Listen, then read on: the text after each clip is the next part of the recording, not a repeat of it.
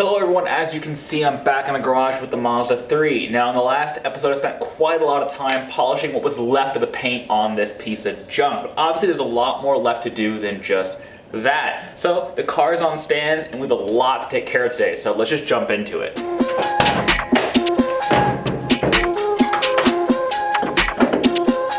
First things first, the bumper has to come off the car. Now the fitment on the bumper was totally messed up when I first bought this thing. You can see it's really pinched up around the headlights. Fortunately, taking out the front bumper on these cars is an absolute breeze. You have a few clips on the side of the fender liners, a bunch of 8mm bolts on the bottom of the bumper, and 2 clips on top that attach it to the plastic composite core support. Once you do that and remove those 2 ambient temperature sensors, it all comes off. With the bumper removed, I did find a few broken clips on that radiator core support. That might explain why the bumper isn't fitting quite right. Fortunately, a bit of panel bond and everything was sorted out there. With the front bumper off, this is the perfect time to polish those nasty faded headlights. They're one thing I completely missed when I was detailing the full exterior of the car, and it's time to do it right now. Now, if you're curious on the process of doing this, I've done my full video on headlight polishing and headlight correction. I'll put a link in the annotation above. Check out this insane before and after on the headlights. You can see just how hazy and oxidized they were before. Obviously, I'll do the other light after this. With the headlights sorted out and the bumper mocked up back into place, it was time to knock out a few dents in the driver's side fender that were driving me nuts. Alright, pros and cons. Pros, the headlights look amazing. They're way crystal clear, look almost like brand new. Cons, despite my fiddling around with the bumper, it's kind of just hosed. It looks like I've gotten some of the gaps a little bit better, like around this headlights a little bit better, but it's beyond tweaking because now it's slightly off on this side.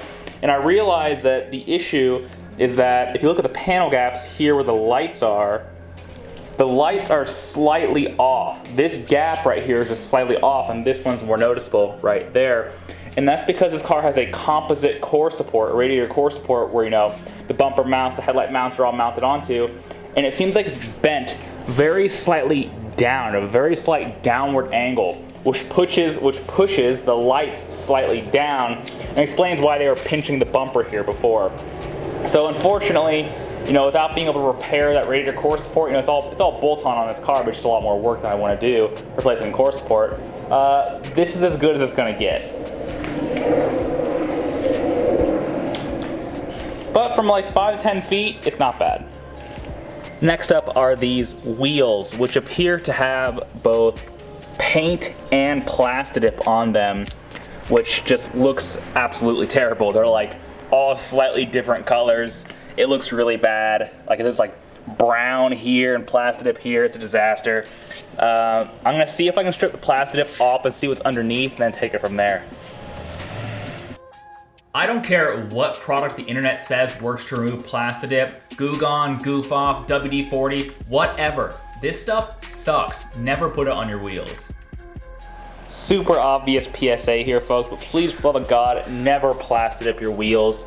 It looks like shit when it's new, and it's hard as fuck to get off these wheels once they're baked on with brake dust and a bunch of heat cycles from your hot brakes. Fortunately, these guys are ready to be sanded and painted one uniform color. Goodbye and good riddance.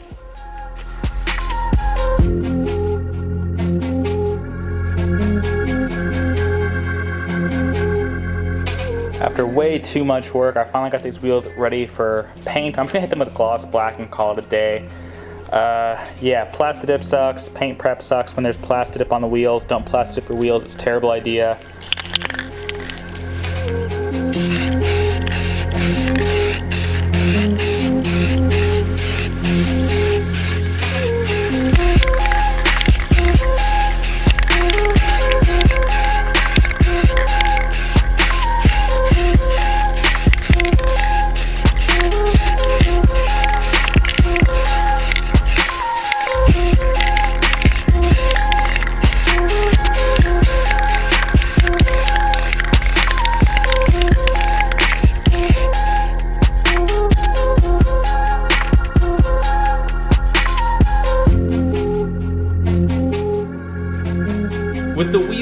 hopefully sorted out, I decided to hop onto another issue this car has, and it's those terrible driveline vibrations. Now, I picked up a rear motor mount for the engine because that's a common wear point on these cars.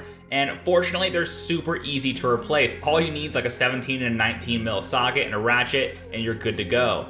Fun fact, I timed this. I did this real time in just 8 minutes. It's so simple on these cars.